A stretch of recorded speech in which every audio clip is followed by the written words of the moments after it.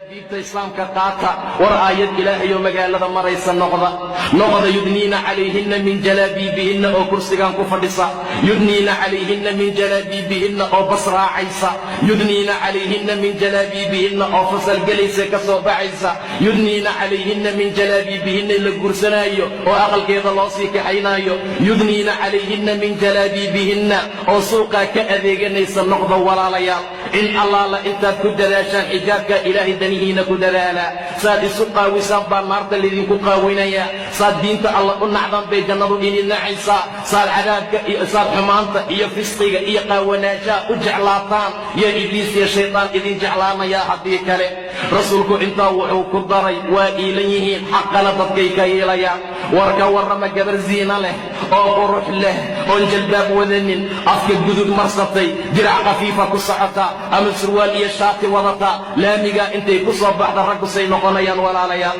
soo ma arkin 7 jeer inay gadaal idin soo eegayaan soo ma arkin inay idin fiirinayaan waa maa'ilaat way iilan yihiin dadkiina xaqay ka iilayaan war sabab ha u noqonina ragga inay cadaab galaan war sabab